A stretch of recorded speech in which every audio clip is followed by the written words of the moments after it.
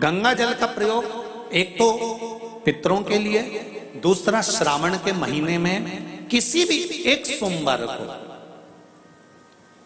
अगर व्यापार नहीं चल रहा है, नौकरी नहीं मिल रही है, तो कोई तकलीफ आ रही है, तो कोई कष्ट आ रहा है, कोई रोग बढ़ रहा है, डॉक्टर से ऐसा लग रहा है कि ये बड़ी बीमारी बताने वाला है, शरीर में कोई गांठ पड़ गई है और वो जांच के लिए गई है, तो बिल्कुल श्रावण के महीने में किसी भी एक सोमवार को गंगा जल लेकर जाइए शिव मंदिर में। शंकर जी के मंदिर में थोड़ा सा गंगा जल नंदी को समर्पित कर कर, थोड़ा अशोक सुंदरी को समर्पित कर कर, थोड़ा गणेश और कार्तिकेय को समर्पित कर कर, थोड़ा सा गंगा जल जया विषहरा शामरीबारी दौतली और देव को समर्पित कर कर, थोड़ा सा गंगा जल शिवलिंग पर समर्पित कर दो। उस गंगा जल को वापिस झेल कर लेकर आओ। 3 दिन तक लगातार उस गंगा जल को पीना प्रारंभ करो। उसके बाद जांच के लिए आप कहीं पर भी जाइए, बाबा कृपा जरूर करेगा, ये निश्चित था। उस गंगा जल की प्रधानता, उस गंगा जल का एक गौ माता, गौ, गंगा और संत, ब्राह्मण, साधु, सन्यासी, सात्वित्ववान नारी, कन्या, स्त्री, इनका जो महत्व है उसको जान गए तो जिंदगी सार्थक हो।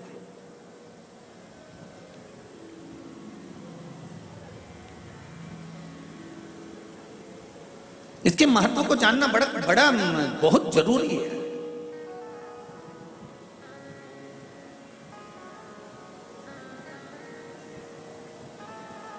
महाराज,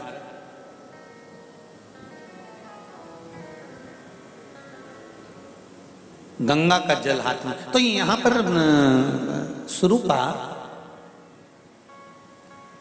बृहस्पति महाराज की माता जी हाथ में कंकर रखती हैं गंगा नदी का, गंगा जल का, और हाथ की अंजलि में गंगा जल लेकर उस कंकर पर शिव मानकर जल समर्पित करती हैं।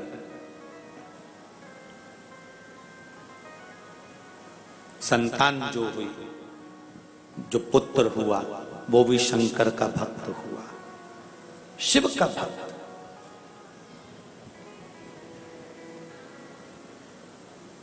महाराज, स्कंद पुराण कहती है,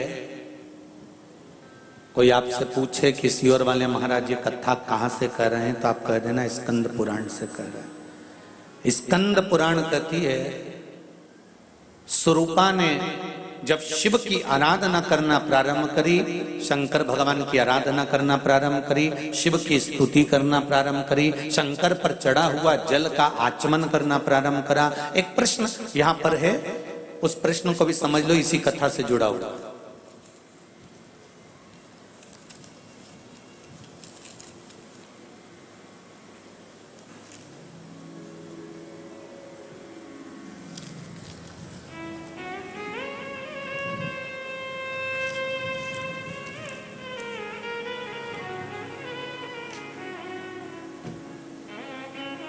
नाम नहीं लिखा है पर प्रश्न अच्छे हैं। हर हर महादेव, घर घर महादेव लिखा है उन्होंने, नाम नहीं लिखा है। जिनने पत्र लिखा हो, कुछ प्रश्न हैं इसमें, 1 2 3 4 5 प्रश्न हैं। जिसने लिखा हो वो खड़े होकर हाथ हिला सकते हैं। 5 प्रश्न हैं इसमें। यदि किसी को 2 रुद्राक्ष प्राप्त हो जाते हैं तो क्या एक रुद्राक्ष किसी मित्र, रिश्तेदार आदि को दे सकते हैं? जिसने पत्र लिखा है वो खड़े होकर अपना हाथ हिला सकते हैं। हाँ, यदि आपके पास में रुद्राक्ष 2 हैं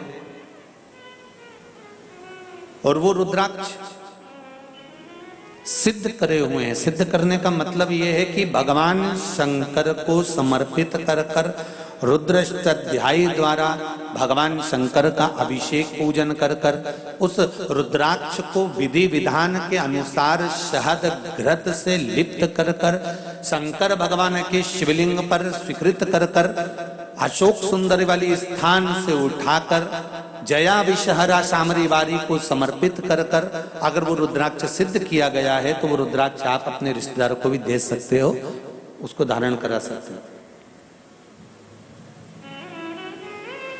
यदि किसी ने गले में रुद्राक्ष धारण किया हो और उसके आसपास कोई अन्य व्यक्ति मदिरा या मांसाहार का सेवन करता है तो क्या रुद्राक्ष वाले व्यक्ति को दोष लगता है?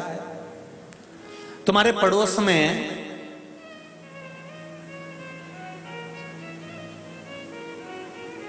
कोई गलत काम कर देगा तो क्या तुम पर दोष लगेगा? अरे जम के बोलते जाओ, लगेगा नहीं। जिस व्यक्ति ने गलत काम किया, जिस व्यक्ति के गलत कर्म वो कर रहा है, तो दोष उसको लग रहा, दोष तुम्हें नहीं लग रहा। तुम्हारे रुद्राक्ष पहनने का फल तो ये होता है कि रुद्राक्ष अगर हमने धारण किया है तो वो रुद्राक्ष धारण करने से हमारे शरीर में अगर नेगेटिव कोई ऊर्जा आ रही है तो वो भी समाप्त होकर वापस पॉजिटिव में बदल जाती है। ये रुद्राक्ष की महत्वता, ये रुद्राक्ष की मूलता।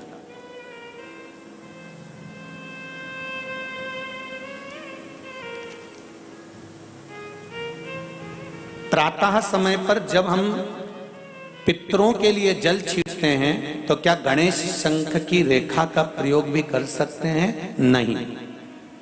एक बात का ध्यान दीजिएगा, गणेश मुखी जो शंख होता है, जो बच्चा तोतरा बोलता है, जिसकी वाणी नहीं होती, श्रवण शक्ति किसी बुजुर्ग व्यक्ति की हो, जवान व्यक्ति की हो, या कोई अधेड़ जिसकी श्रवण शक्ति कम होती चली जा रही है, जिसके सुनने की शक्ति कम हो रही हो, बोलने की शक्ति कम हो, वाणी में हकलापन हो, तोतरापन हो, गणेश मुखी शंख वहां काम आता है। गणेश मुखी शंख का प्रयोग वहां होता है। और गणेश मुखी शंख का एक प्रयोग और है, यदि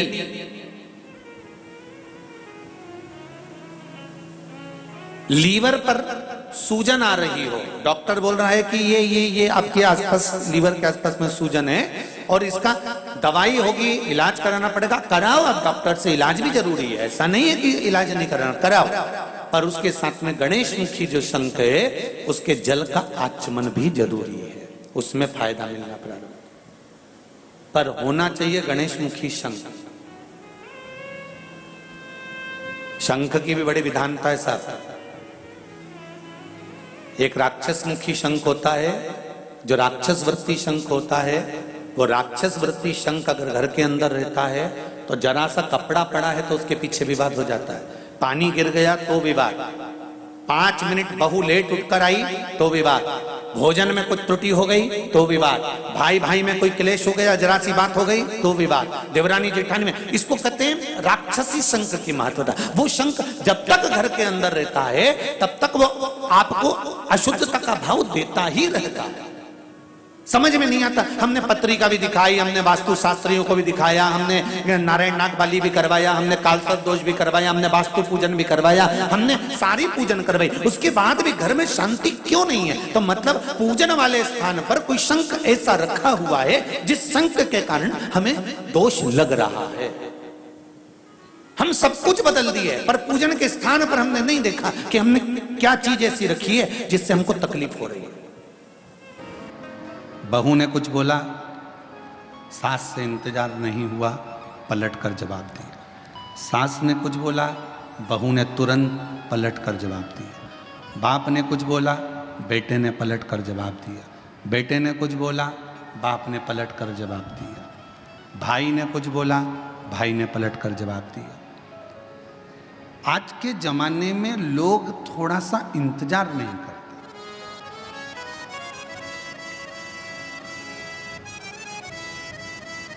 भगवान ने कितनी बड़ी कृपा करी है, आपको सर भी दिया है तो सर में दिमाग भी दिया है। अरे बोलो तो जम के, दिया कि नहीं दिया? अगर ये सिर भगवान ने दिया है तो साथ में तुमको दिमाग भी दिया। नहीं तो सिर तो एक माचिस की तीली का भी होता है। देखिए माचिस की तीली, बोलो बोलो जम के बोलो, देखिए माचिस की तीली। माचिस की तीली को देखना, उसमें भी सिर होता है, पर माचिस की तीली में दिमाग होता है क्या? नहीं। माचिस की तीली में सिर होगा पर दिमाग नहीं होगा। माचिस की तीली में केवल सिर है, केवल सिर। इसलिए माचिस की तीली थोड़े से ही घिसने से, थोड़े से ही घर्षण से, थोड़े से ही घिसने से माचिस की तीली तुरंत जल जाती है, क्योंकि उसमें दिमाग नहीं है। जिसमें दिमाग होता है वो किसी के कहने पर, अपशब्द कहने पर एकदम गुस्सा नहीं करता।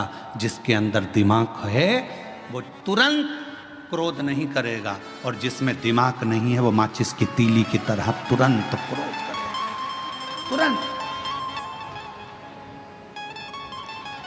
थोड़ा सा किसी ने कहा और क्रोध आ गया, थोड़ा सा किसी ने बोला और गुस्सा आ गया। समझ लो कोई तुम्हें घिस रहा है, माचिस की तीली हो तुम, तुम्हारे में अंदर केवल सिर तो है तुम्हारा पर दिमाग नहीं है। किसी ने तुम्हें घिसा, अपशब्द बोला, ताने दिए, आड़ा टेढ़ा बोला, माचिस की तीली तो बारिश में गीली भी हो जाती, तो उसको 2-4 बार तो घिसना ही पड़ता है। तो किसी ने तुम्हें घिसा, किसी ने ताना दिया, गाली दी, अपशब्द कहा, बुराई करी, तुम्हें घिसता गया और तुम्हें एकदम गुस्सा आ गया। समझ लेना कि तुम मनुष्य नहीं हो, तुम केवल एक माचिस की तीली हो। मनुष्य होते तो किसी के घिसने पर तुम्हें क्रोध नहीं आता, तुम्हें अपशब्द नहीं निकलते, तुम्हें गाली नहीं देते, तुम आड़ा टेढ़ा नहीं बोलते, क्योंकि तुम माचिस की तीली नहीं, तुम मानव की देह लेकर पैदा हो, मनुष्य की देह, मानव हो तुम। कोई बोल भी दिया आड़ा टेढ़ा, कोई कह भी दिया अपशब्द, कोई बोल भी दिया, ताने भी दे दिया, किसी ने आड़ा टेढ़ा भी कह दिया, अपशब्द भी कह दिया, कोई बात नहीं। समय का थोड़ा सा इंतजार करो, थोड़ा सा।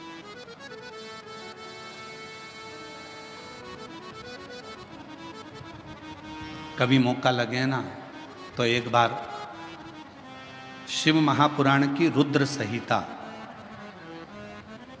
अवश्य पढ़िएगा, और कभी अगर मौका मिल जाए तो कुर्म पुराण का 26वें नंबर का अध्याय जरूर पढ़िएगा। कुर्म पुराण के 26वें अध्याय में और शिव महापुराण के रुद्र संहिता में, दोनों में भगवान शंकर माता पार्वती जी से कहते हैं, ब्रह्मदेव से कहते हैं, ब्रह्मा जी सुनो, ए ब्रह्मदेव, मेरे भक्त का यदि कोई स्वप्न में भी गलत करने का सोचता है, शिव जी कहते हैं वो अपनी पूरी जिंदगी को बर्बाद कर बैठता है, पूरी जिंदगी को बर्बाद कर। यदि आप शंकर भगवान का भजन कर रहे हो, शिव जी को एक लोटा जल चढ़ा रहे हो, शंकर भगवान का अनुमोदन कर रहे हो, शिव जी का गुणगान कर रहे हो, शंकर जी की कथा का रसपान कर रहे हो, शिव भक्ति में डूबे हुए हो, शंकर जी के नाम में डूबे हुए हो, शंकर जी की भक्ति में डूबे हुए हो, शिव स्मरण में डूबे हुए हो, शंकर भगवान की कथा में डूबे हुए हो, भगवान की अविरल भक्ति में डूबे हुए हो, और यदि कोई तुम्हारा बुरा कर रहा है, तुम्हारे लिए बुरा लिख रहा है, तुम्हारे लिए बुरा बोल रहा है, तुम्हारे लिए बुरा करने की तैयारी में है, समझ लेना उसके घर का व्यक्ति कोई ना कोई घर में या तो बीमार पड़ा रहेगा, या उसके घर में धीरे धीरे तकलीफें बढ़ती चली जाएगी, और उसको मरते दम तक धीरे धीरे केवल भुगतना ही पड़ेगा, वो सुखी नहीं रह सकता। ये सियोर वाला महाराज नहीं कह रहा है, ये पंडित प्रदीप मिश्रा नहीं कह रहा है, यह कह रही है शिव महापुराण की रुद्र संहिता, यह कह रही है कुर्म पुराण का 26वें नंबर का अध्याय वर्णन कर रहा है। स्वयं भगवान शंकर ब्रह्मा जी से कहते हैं, मेरे भक्त का यदि कोई स्वप्न में भी बुरा करने का सोचता है, बुरा बोलने का सोचता है, बुरा कहने का सोचता है, तो उसने अपने पूरे परिवार को डुबोने का विचार कर लिया, उसका परिवार सुखी नहीं रह सकता। तन से, मन से और धन से वो बर्बाद होता ही रहता है। इसलिए मेरी जीजियों, मेरे जीजाओं, मेरी बेटियों बेटाओं, मेरी माताओं, मेरे भाई, मेरे बंधुओं, मेरे पिता तुल्य बुजुर्ग बंधुओं, मैं आपसे निवेदन करना चाहूंगा, सबकी निंदा करिएगा पर शिव की कभी निंदा नहीं। सबकी निंदा करिए पर शंकर के भक्त की कभी निंदा नहीं। कारण एक, नारद जी ने भगवान विष्णु से शिव जी की निंदा करी थी, तो नारद जी के मुख बंदर का लगा था, बंदर का। नारद जी ने भगवान विष्णु से शिव जी की निंदा करी और भगवान विष्णु ने निंदा सुन ली थी, तो उनको घोड़े का मुंह लगा था, हयग्रीव अवतार हुआ था। ये निंदा बड़ी विचित्र है। बहुत सारे मिलेंगे दिन भर मोबाइल पर, उनका एक ही काम है कि शिव पुराण की निंदा करो, शंकर जी की निंदा करो, शिव भक्त की निंदा करो, शिव कथा वाचने वालों की निंदा करो, शिव स्मरण करने वालों की निंदा करो। उनके पास केवल फ्री बैठे हैं तो वो अपने कुल को कैसे डुबोएंगे? तो गलत गलत लिखते जाते हैं, जिससे उनका कुल, परिवार, बेटे बेटी, माता पिता, परिवार के जितने सदस्य हैं वो किसी ना किसी रूप में तकलीफ भोगते ही रहते हैं। गलत लिखा, गलत बोला, गलत।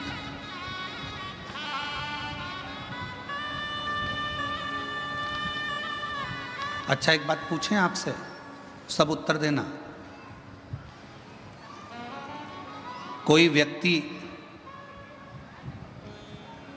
की लड़ाई हो गई किसी व्यक्ति से और तुम पास में खड़े थे और खड़े होकर तुमने केवल इतना सा कहा, दे 2-4 और दे, बोलो केस बनेगा कि नहीं बनेगा तुम पर? अरे जम के तो बोलो, बनेगा ना। क्यों बनेगा? तूने प्रोत्साहन दिया, तुझे बोलना था बंद कर, पर तूने कहा दे और दे 2-4 और दे।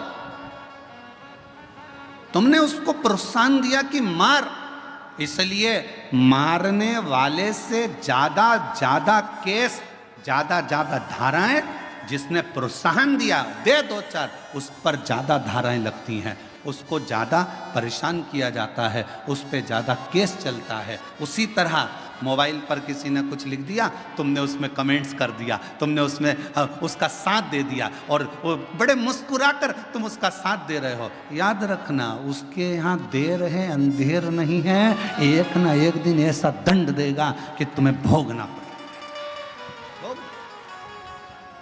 कोई गलत लिख रहा है, डिलीट हो जाओ, ब्लैक लिस्ट में डालो, खत्म। फुल एंजॉय की जिंदगी जियो, हम शिव के शिव हमारे, हमें क्या करना? आग लगे बस्ती में अपन रहो मस्ती में। कोई तुमको ज्यादा ताना दे, कितनी बंठन के निकलती है, तो दूसरे दिन कांजीवरम की साड़ी लाओ बनारसी और बेहतरीन पहन के निकलो। और आग लगे तो अच्छी बात, अपन तो और ठाठ से रहो। कई लोगों की आदत होती है, किसी को कोई कमेंट्स कर देता है तो वो बिल्कुल हल्की साड़ी पहने, हल्के तरीके से रहे बेचारा कि भैया आप कमजोर रहो, लोग ताने दे रहे हैं, लोग अपशब्द कर रहे हैं। आग लगे बस्ती में अपन रहो मस्ती में, ताना देने वाला देता रहेगा। जिंदगी हो गई। शंकर भगवान माता पार्वती जी के साथ में भ्रमण पर निकले, शिव जी नंदी पर पार्वती के साथ बैठकर जा रहे थे, तो किसी ने कह दिया बताओ दोनों एक नंदी पर बैठे हैं? शंकर भगवान नंदी से उतर गए, पार्वती जी को नंदी पर लेकर निकले। दूसरा व्यक्ति मिला, उसने कहा बताओ पति तो नीचे चल रहा है, पत्नी को लेकर घूम रहा है नंदी पर। भगवान शंकर ने पार्वती को नीचे उतार दिया, स्वयं नंदी पर बैठ गए। तो फिर कहा बताओ कितना कठोर व्यक्ति होगा, पत्नी को नीचे चला रहा है, खुद बैठकर चल रहा है। दोनों ही नीचे उतर गए, नंदी को खाली ले जा रहे थे। फिर किसी ने कह दिया बताओ इतना अच्छा तगड़ा नंदी है तो बैठकर क्यों नहीं जाते? ये दुनिया की रीति है, कहे बिगर रह नहीं सकते, इसलिए अपने को फुल एंजॉय से जिंदगी जीना है, अपनी मस्ती में जियो। आग लगे बस्ती में अपन रहो मस्ती में, क्या किसको रोइए और चादर तान के सोइए, खुश होकर जिंदगी जियो। आजा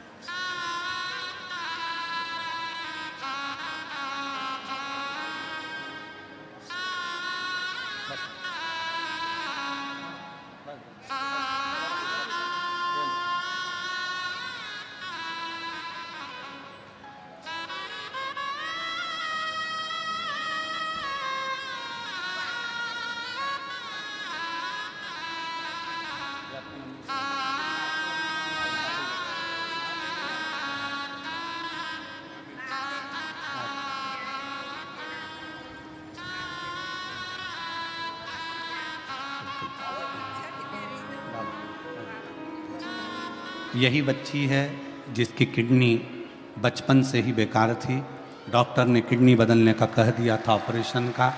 और नासिक की कथा को श्रवण करने के बाद बाबा पर भरोसा कर कर शिव पर आश्रित हुई। और शिव जी की कृपा से डॉक्टर ने कह दिया, किडनी ने काम करना चालू कर दिया, दवाई गोली बंद हुई और बाबा की कृपा से स्वस्थ हुई। एक बार जोरदार ताली बजा साहब। और शंभु शरणे पड़ी मांगू घड़ी रे घड़ी, दुख काटो दया करी दर्शन आपो। ओ शंभो शरण पड़ी मांगू घड़ी रे घड़ी, दुख काटो दया करी दर्शन आपो। भगवान शिव की कथा कह रही है, थोड़ा इंतजार रखिए, थोड़ा सब्र कह दो, बोलने और फिर निवेदन करूं इस बैजापुर की बेलपत्र शिव महापुराण की कथा से। 33 कोटि देवताओं में और देवियों में सबसे ज्यादा यदि किसी को सुनने को मिला है तो मां पार्वती और देवाधिदेव महादेव को सुनने को मिला है।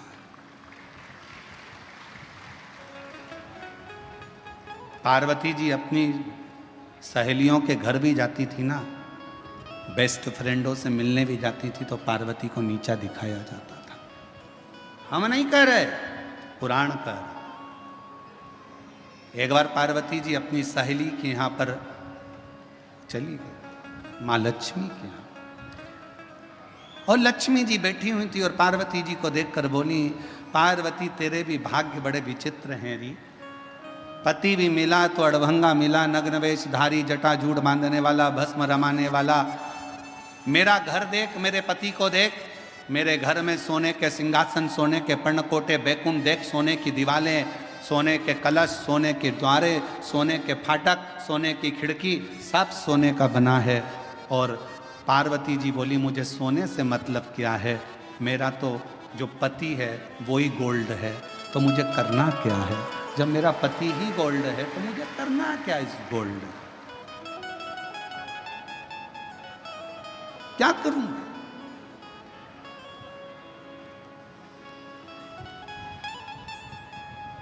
मेरा तो पति ही गोल्ड।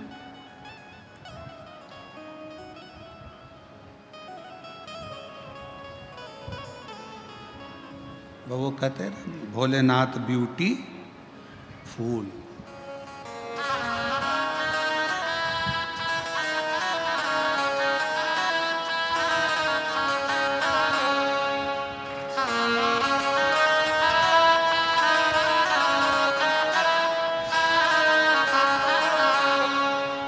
सिर पे गंगाधारी,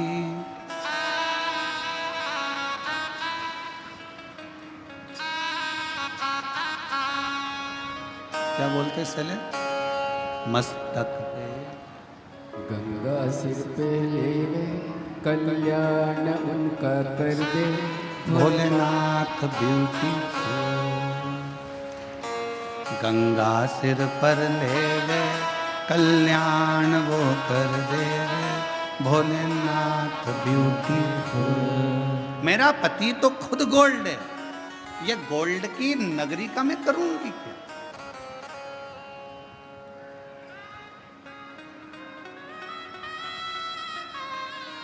पति की निंदा करी, पार्वती जी से सहन नहीं हुआ, पार्वती जी चली।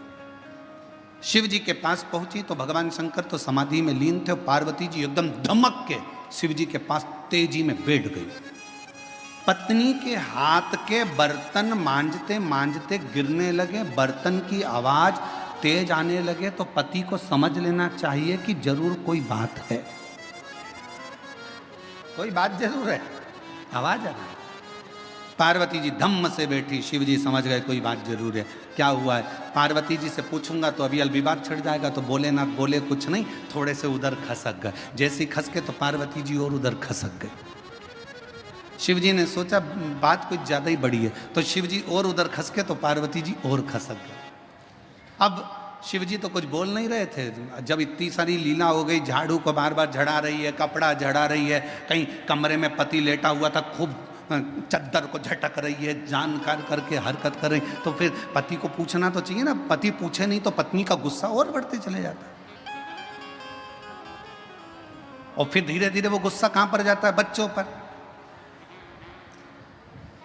अपना बैग सही जगह पे रख, हट यहां से, उठा।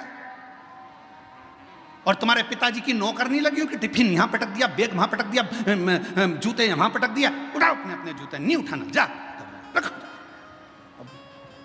इतने में वो सो रहा था, धीरे से चद्दर में से झांक के देखा,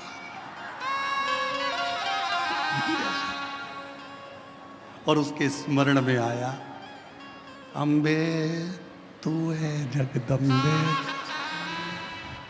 जय वो बेजापुर वाली, हम सब उतारे तेरी।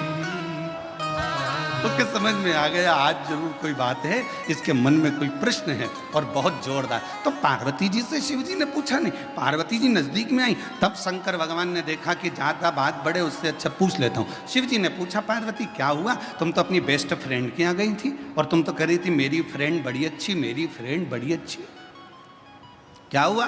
पार्वती जी बोली, मेरे को एक सोने का महल बनवा दो नाथ। शिव जी मन में सोचे, मेरे को पहले ही मालूम था, ये मुझे मालूम, क्या करेगी महल का? उसमें रहूंगी। अच्छा, शिव जी ने कहा ठीक है, कोई बात नहीं, तेरे मन की बात है, अभी बनवा देता हूँ। विश्वकर्मा जी को बुलाया। पार्वती जी बोली, अब विश्वकर्मा जी आ गए ना, अब मैं समझ लूंगी। बस पति एक बार पत्नी को सुनार की दुकान पर ले जाए, फिर बेचारा पति कुछ नहीं बोल पाता, जो बोलती है पत्नी बोलती है। वो बेचारा कुर्सी पर बैठा रहता है। सुनार भी ऐसा होता है, चाय मंगवाएगा, साहब को चाय पिलाओ, क्योंकि पैसा वो ही देगा, साहब को चाय पिला, चाय पिला। पत्नी को सामने बिठाएगा, हाँ जी बताओ, ये 4 अंगूठियां हैं, ये हाफ सेट है, 1 तोले में ये भी आ सकता है, 1.5 तोले में ये आ सकता है, 2 तोले में ये आ जाएगा। इतने में पत्नी ने जो गले में पहन के देखा,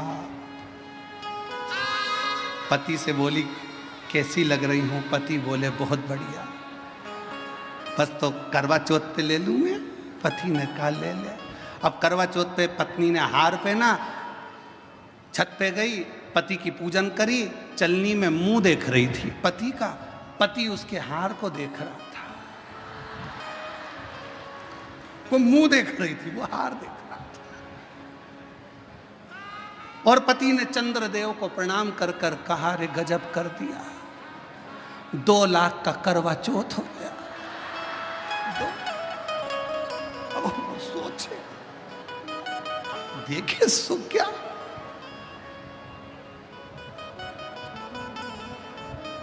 और जैसे ही पत्नी ने सिर पे पल्लू लेके फिर पति के, अरे बोलो तो, पति के, ये पति के चरण छू रही थी। पति चंद्रदेव को प्रार्थना कर रहा था, जैसे आज छू रही है, रोज क्यों नहीं कर देता? ऐसी कृपा। अब शिव जी ने कहा, मैं बुलवा देता हूं, लाओ। विश्वकर्मा जी को बोला, विश्वकर्मा जी आओ जरा। जैसे विश्वकर्मा जी आए, कह दिया पार्वती जी ने, अब मैं बता देती हूँ कैसा। और बनवा दे रे भोला सोने की एक नगरिया, बनवा दे रे भोला सोने की एक, सोने के पर्ण कोटे जिसमें सोने की अटरिया, सोने के पर्ण कोटे जिसमें सोने की अटरिया बनवा दे। हमारे बीच में माननीय रेल मंत्री जी के अंदर से श्री राव साहब जी पधारे हैं। एक बार जोरदार ताली बजाकर स्वागत वंदन। जोरदार ताली बजाकर स्वागत करें माननीय रेल मंत्री जी का, जो हमारे बीच में पधारे हैं।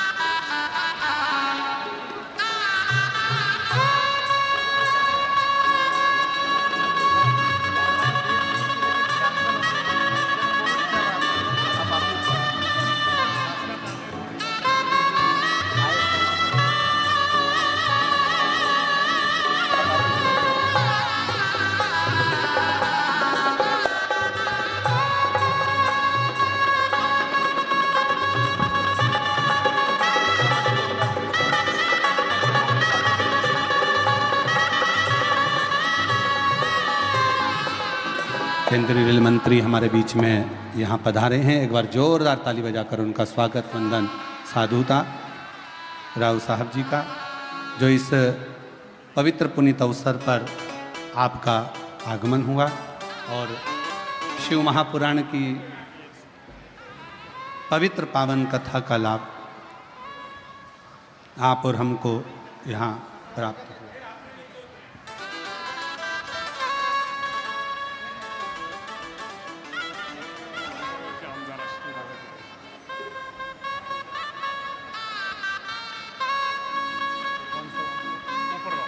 कोपर गांव के आमदार जी हमारे बीच में पधारे हैं। एक बार जोरदार ताली बजाकर स्वागत।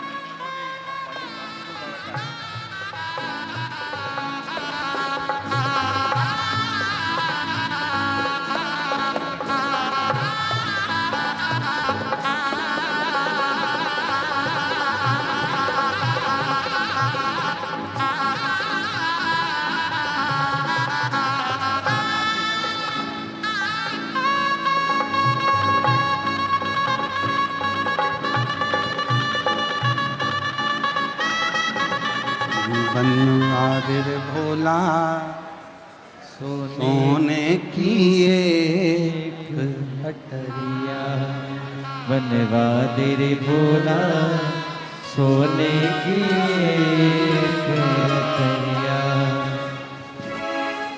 सोने की एक अटरिया, बनवादिर भोले सोने की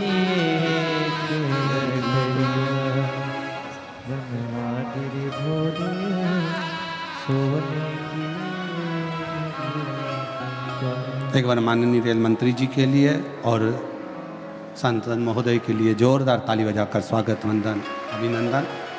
आप इस पवित्र पावन अवसर पर शिव महापुराण की कथा के इस पवित्र अवसर पर पधारे, उसके लिए साधुता शिव कृपा। बनवादिर भोला सोने की एक नगरिया, बनवादिर भोला सोने की एक अटरिया, सोने की एक नगरिया, सोने की एक नगरिया, बनवादिर भोला सोने की एक नगरिया, बनवादिर भोले सोने की एक नगरिया। सोने के पर्णकोट सुहावे सोने की हो कुटिया, सोने के पर्णकोट सुहावे सोने की झोपड़िया, सोने के पर्णकोट सुहावे सोने की हो कुटिया, सोने के पर्णकोट सुहावे सोने की हो कुटिया, बनवादिर भोला सोने की एक नगरिया, बनवादिर भोले सोने की एक नगरिया। शिव जी से प्रार्थना करी, विश्वकर्मा जी का आगमन हुआ और विश्वकर्मा बाबा ने पार्वती जी जैसा जैसा बोली, भगवान विश्वकर्मा जी ने वैसी वैसी नगरी बसा दी। अब नगरी तो बस गई, उद्घाटन की बारी आ गई। सबको निमंत्रण भेजे तो पार्वती जी ने सबसे पहला निमंत्रण भगवान विष्णु के यहाँ लक्ष्मी जी को भेजा। अपशब्द उन्हीं ने कहे थे, ताना उन्हीं ने दिया था, आड़ा टेढ़ा उन्हीं ने कहा था, अपशब्द उन्हीं ने कहे थे, इसलिए उनको वहां पर उनको पत्र भेजना जरूरी था।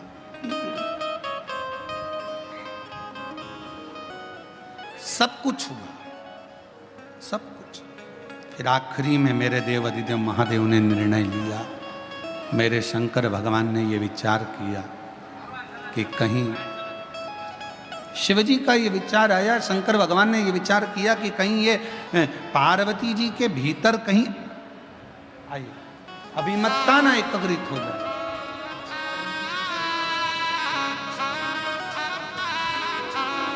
माननीय सांसद महोदय श्री चंद्रकांत जी खेरे जी हमारे बीच पधारे हैं। एक बार जोरदार ताली बजाकर उनका स्वागत वंदन अभिनंदन। धन्यवाद रे बोले सोने की एक नगरिया, ओ सोने की एक नगरिया, ओ सोने की एक नगरिया, बनवा दे रे भोला सोने की एक नगरिया, बनवा दे रे भोले सोने की एक नगरिया। सोने की एक नगरिया,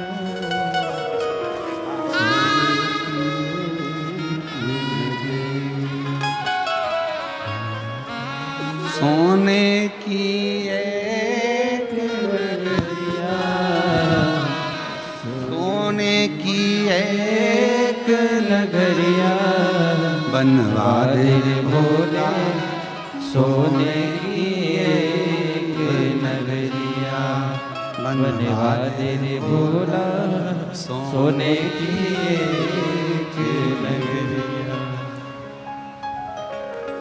शिव कथा कह रहे,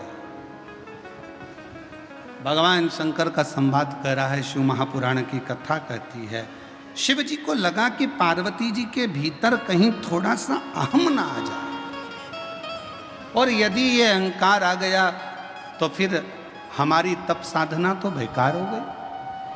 तब लंकापति रावण के पिता श्री विशर्वा जी ने पूजन करी, और शिव जी ने ऐसी बुद्धि विशर्वा जी की कर दी कि विशर्वा जी ने जब पूजन पूरी हो गई, मकान की वास्तु पूरा हो गया मकान का, तब विशर्वा जी ने वही मकान दक्षिणा में मांग लिया कि ये मुझे दक्षिणा में दे दीजिए, इसको मैं रखना चाहता हूं, ये मुझे दे।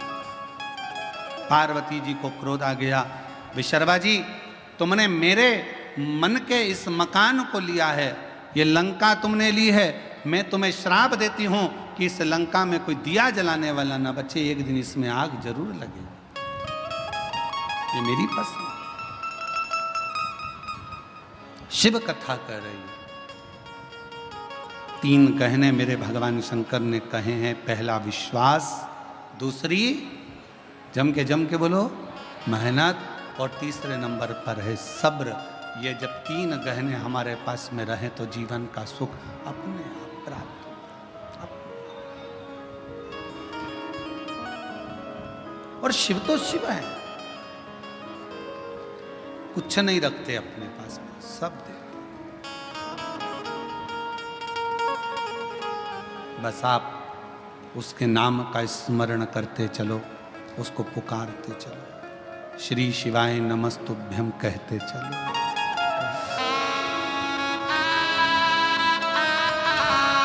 अगर अपनी किस्मत का ताला खोलना है तो भगवान शिव का स्मरण करते चलो।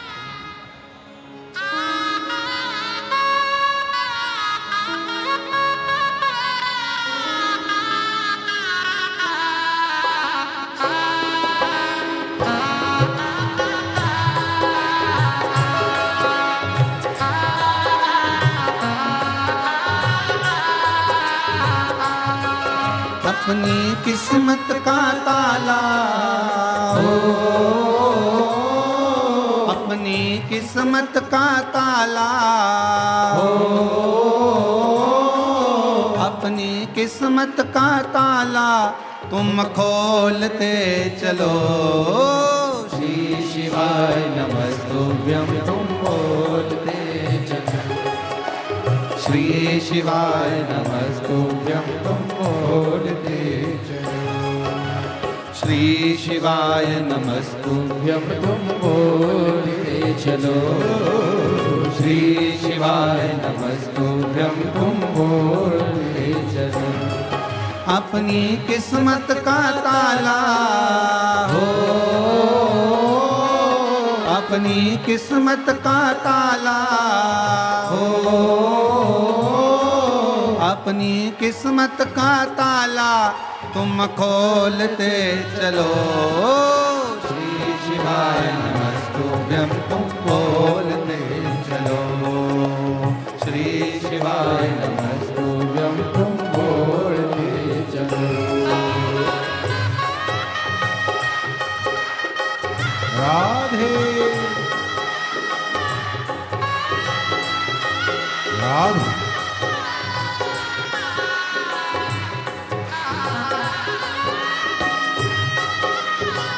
राधे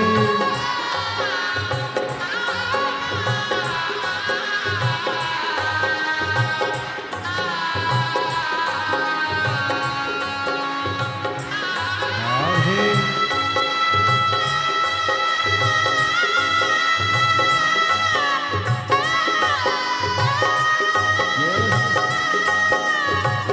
हरि बोल।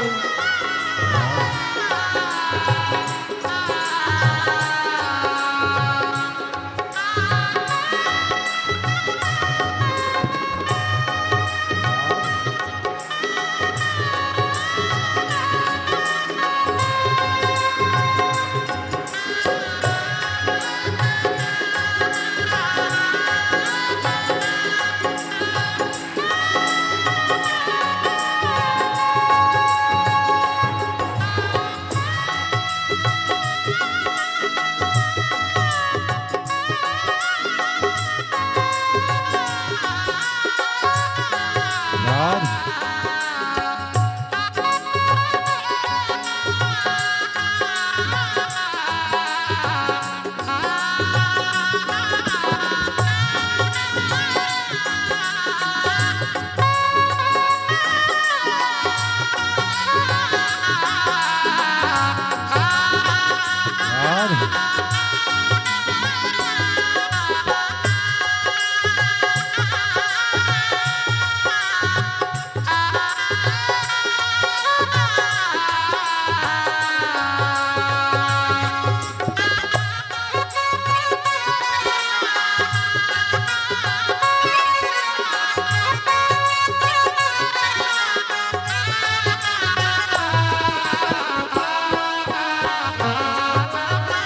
राधे राधे समझाना बड़ा मुश्किल है, समझाना बड़ा मुश्किल है। आखिर वो दर्द दिल है, आखिर वो दर्द दिल है।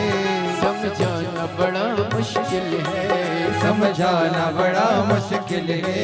आखिर वो दर्द दिल है, आखिर वो दर्द दिल है।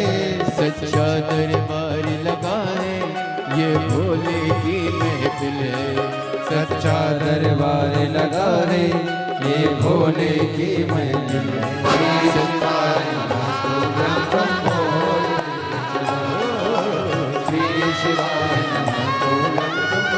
बोलते चलो। श्री शिवाय नमस्तुभ्यं तुम बोलते चलो। श्री शिवाय श्री शिवाय नमस्तुभ्यं तुम बोलते चलो।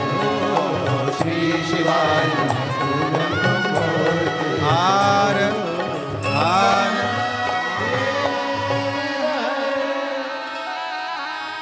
अपने स्थान पर बैठकर बाबा देवाधिदेव महादेव को अपने हृदय से विनय करें, निवेदन करें, पुकारें, विनती करें। जहाँ जगह मिले वहाँ बैठकर बाबा को अपने मन का भाव कहें, विनय करें। देखो दूसरे की जगह पर मत बैठो, थोड़ा थोड़ा खसक खसक कर बैठो। आराम आराम से जहाँ जहाँ जगह मिल जाए वहाँ वहाँ बैठते जाओ।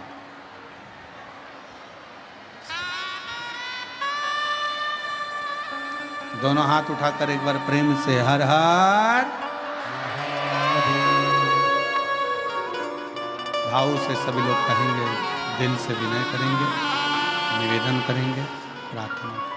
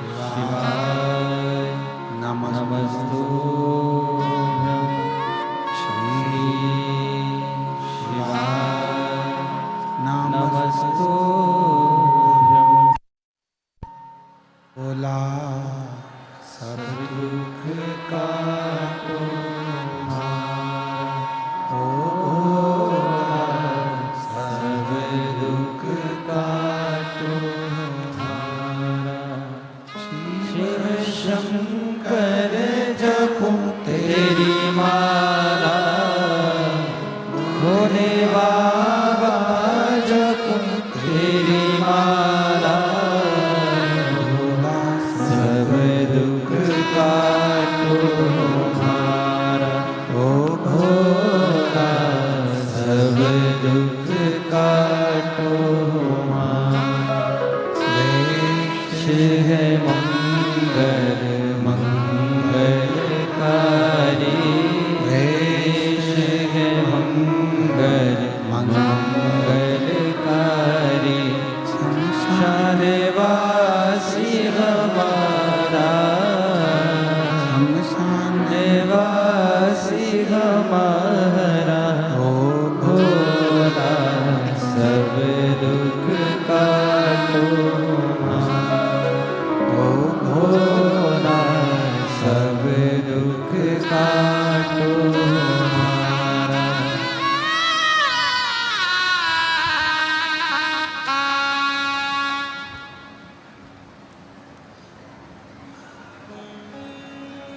बाबा देवाधिदेव महादेव भगवान शिव, ओगरदानी तरकालदर्शी कैलाशी विनाशी भगवान शंकर की पवित्र कथा कह रही है, शिव महापुराण की कथा वर्णन कर रही है। पार्वती जी के भीतर कुछ थोड़ा सा भी अहम एकाग्रित ना हो जाए, इसलिए शिव जी ने अपनी सोने की नगरी लंकापति रावण के पिता को दे दी।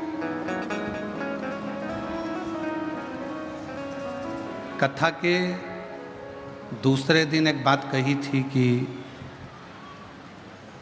दुनिया की सबसे बड़ी बीमारी है आपका अहंकार।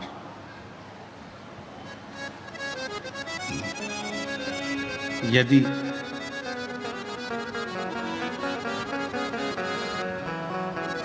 भीतर का थोड़ा सा भी अहंकार अगर समाप्त हो जाता है तो परमात्मा के मिलने में देरी नहीं लगती। बेलपत्र शिव महापुराण की कथा यही कहती है। एक बड़ा सुंदर सा चरित्र शिव महापुराण के अंतर्गत आता है।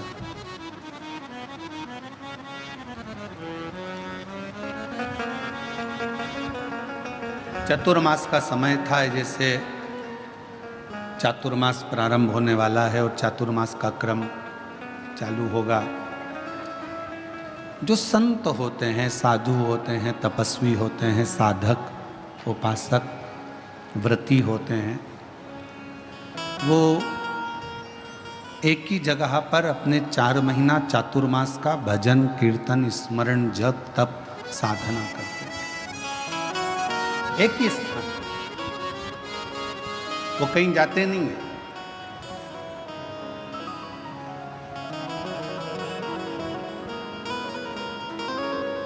किसी ने एक बात पूछी कि गुरुजी, व्रत क्या केवल मनुष्य ही करता है? क्या केवल मानव ही व्रत को धारण करता है? शिव महापुराण की कथा कहती है, भगवान शंकर का चरित्र कहता है, शिव तत्व कहता है, भगवान शंकर की पवित्र कथा कहती है, शिव महापुराण कहती है कि शिवजी का एक नाम पशुपति नाथ है।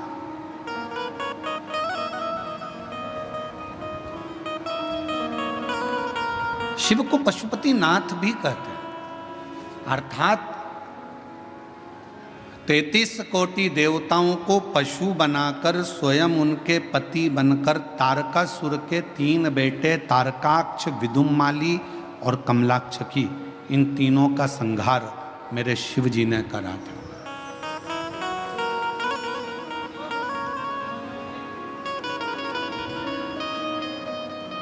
एक बार माता पार्वती जी ने शिव जी से ये प्रश्न किया है। माँ पार्वती जी ने भगवान शंकर से कहा कि व्रत का फल क्या केवल मनुष्य के ही खाते में, तपस्वियों के खाते में, जो साधक हैं, साधना करने वाले हैं, तपस्वी हैं, संत हैं, साधु हैं, सन्यासी हैं, क्या केवल इन्हीं के खाते में केवल व्रत का फल है? भगवान शंकर ने उत्तर दिया, नहीं पार्वती सुनो, 33 कोटि देवता में केवल एक शिव जी कहते हैं, केवल एक मुझे लोग पशुओं का देव भी कहते हैं, पशुपति नाथ भी कहते हैं। उसका फल मैं तुम्हें बता रहा हूं। पार्वती, शिवरात्रि, प्रदोष, सोमवार, सोमवार की अष्टमी, श्रावण, भादो, कुंवार, कार्तिक, चातुर्मास, ये जितने भी बड़े बड़े व्रत साधन जो आते हैं, इन साधनों में मनुष्य तो व्रत करता ही है, संत, साधु, सन्यासी, तपस्वी तो साधना करते ही हैं, पर साथ में मान लो कोई श्वान है, कुत्ता है, कोई जीव है, कोई जंतु है, और मालूम पड़े कि आज शिवरात्रि का दिन है या प्रदोष का दिन है या सोमवार का दिन है, और वो सुबह से उसको कुछ भी खाने को नहीं मिला, भूखा है, प्यासा है, उसको कुछ मिल ही नहीं रहा, उसको कुछ प्राप्त ही नहीं हुआ। शिव जी कहते हैं, पार्वती मान लो अगर प्रदोष का दिन है और कोई पशु को अगर कुछ मिला नहीं है, अनायास, शिव तो अनायास कृपा करने वाले हैं। शिवरात्रि की कथा ये कहती है कि एक भील हिरण को मारने के लिए पेड़ पर चढ़ गया, बेलपत्र का पेड़ था, नीचे शंकर का शिवलिंग था, छाजल में जल था, रात भर पानी गिरता रहा, बेलपत्री का पेड़ हिलता रहा, उसमें से पत्ते नीचे गिरते रहे, और प्रातः में शिवजी प्रकट होकर उस भील पर करुणा कर देते। ये तो शिव कथा तो अनायास कृपा करने वाली है, अचानक करुणा करने वाली है, अचानक दया करने वाली। कोई पशु है, कोई पक्षी है, कोई जलचर है, कोई थलचर है, कोई वायुचर है, कोई ऐसे जीव हैं जो तिथि पर मान लो भूखे हैं, प्यासे हैं, शिव कहते हैं, पार्वती जितना मनुष्य को व्रत का फल प्राप्त होता है, शिव कहते हैं उससे 4 गुना ज्यादा फल मैं पशुओं और पक्षियों को भी प्रदान कर देता हूं, उससे 4 गुना ज्यादा।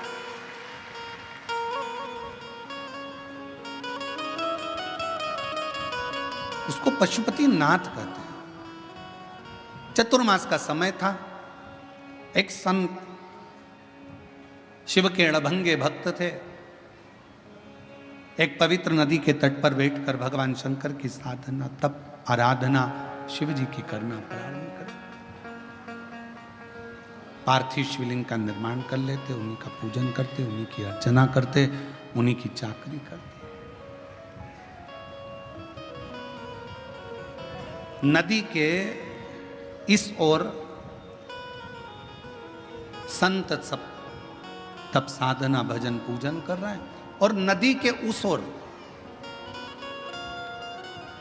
एक परिवार रहता था जिसमें एक बालक रहता था जिसका नाम था शिवानंद। क्या नाम है बालक का? शिवानंद। और शिवानंद बालक रोज माँ जब कपड़े धोने के लिए आती, वस्त्र धोने के लिए आती, नदी पर कोई स्नान करने के लिए आती, तो शिवानंद बालक सामने घाट पर बैठे हुए संत को तप करते हुए देखता, पार्थिव पूजन करते हुए देखता, तो उसके मन में भाव जागृत हो गया कि एक बार मैं संत का दर्शन करूंगा।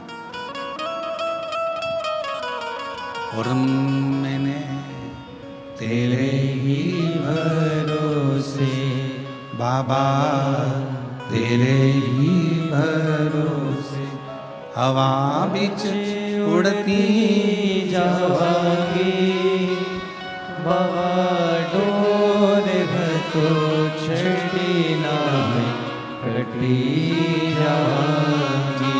भोले मैं तेरी पतंग, शंभू मैं तेरी पतंग हवा। शिवानंद बालक ने नौका ली,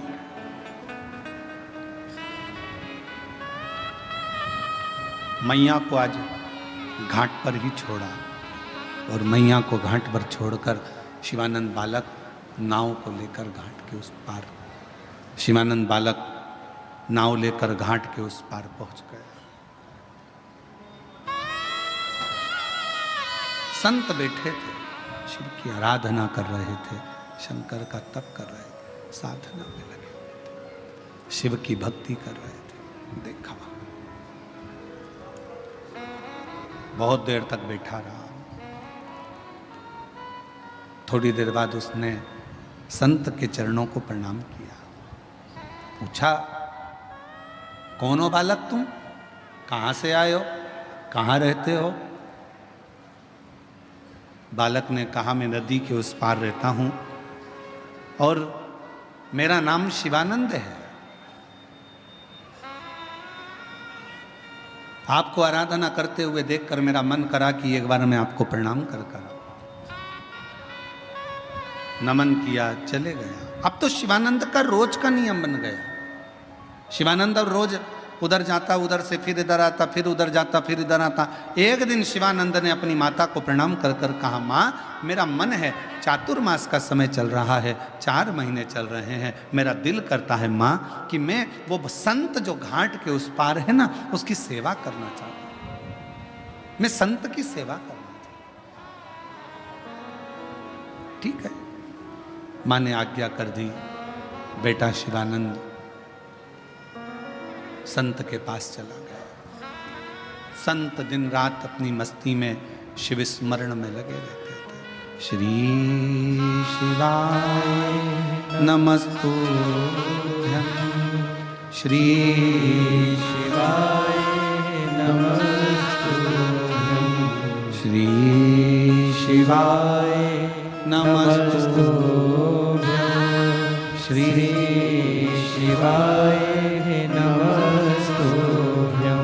श्री शिवाय नमस्तुभ्यं, श्री शिवाय नमस्तुभ्यं, श्री शिवाय नमस्तुभ्यं, श्री शिवाय नमस्तुभ्यं। संत बैठे, शिवानंद बालक भी भगवान शिव की आराधना में डूबा रहता, भक्ति में। एक दिन शिवानंद बालक बेलपत्र के कुछ पत्र लेकर आ गया।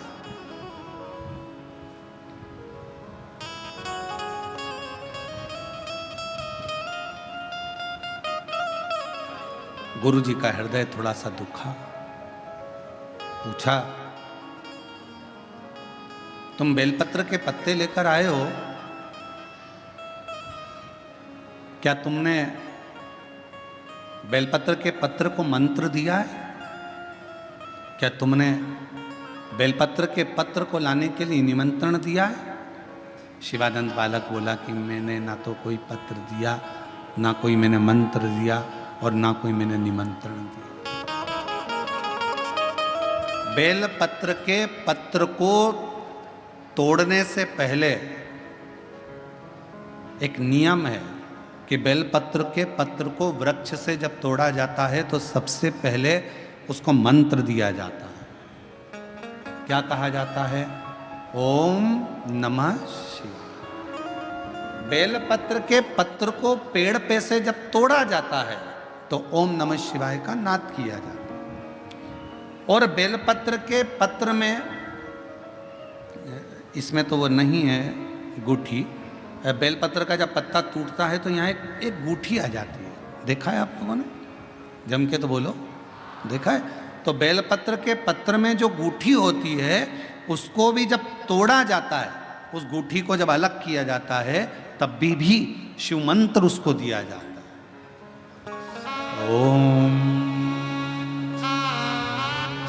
नमः शिवाय, ओम नमः शिवाय, ओम नमः शिवाय। वृक्ष पे से पत्ते को तोड़ा तो मंत्र दिया, गूठी को तोड़ा तो मंत्र दिया, और बेलपत्र के पत्ते को जब तोड़ा जाता है, मंत्र पत्ते को तोड़ने से पहले मंत्र प्रदान किया जाता है, और जब तोड़ा जाता है तो कहा जाता है, हे माँ पार्वती, हे माँ गोरा, चलो तुम्हें शिवजी ने बुलाया है मेरे कल्याण के लिए। माँ, आपको शंकर जी ने याद किया है, मेरे ऊपर बहुत दुख है माँ, कल्याण करिए, चलिए मेरे दुख को समाप्त करिए, निमंत्रण दो।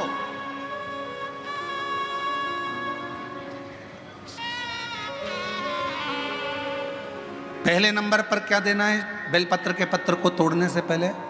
जम के बोलो, मंत्र।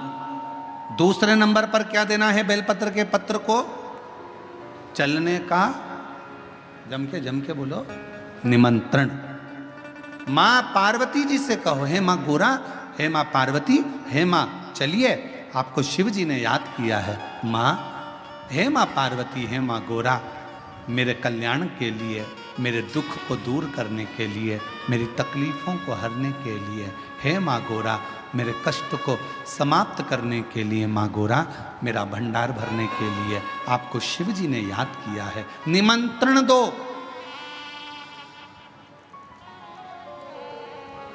लेकर आए, फिर गूठी तोड़ी, फिर मंत्र दिया, ओम नमः शिवाय, नमः शिवाय, नमः शिवाय।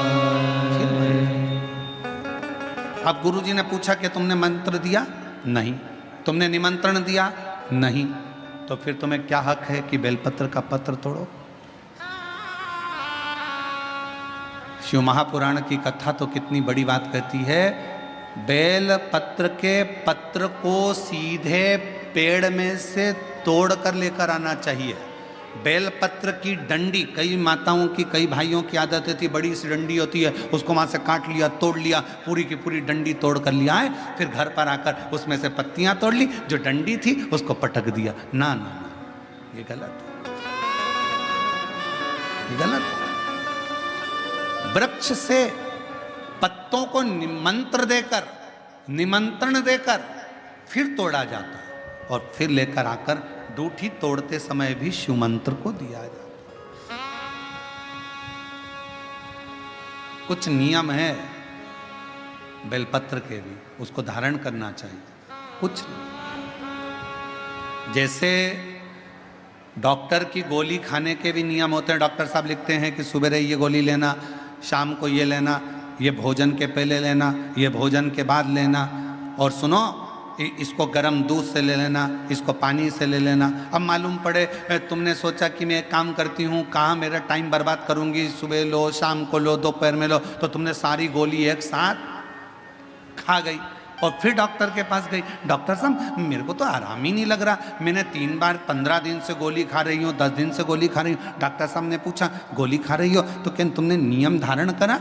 हाँ। क्या क्या नियम धारण करा? सुबह की गोली सुबह खाई, भूखे पेट की भूखे पेट खाई, भोजन के बाद की भोजन के बाद खाई? नहीं नहीं नहीं, मेरे पास समय नहीं रहता, इसलिए सारी की सारी एक साथ खा गई। डॉक्टर ने कहा इसीलिए तो दवाई असर नहीं कर रही है। दवाई खाने का भी तरीका होता है। आवाज सेट नहीं है भाई। दवाई खाने का भी तरीका होता है। दवाई को खाने का भी एक तरीका है।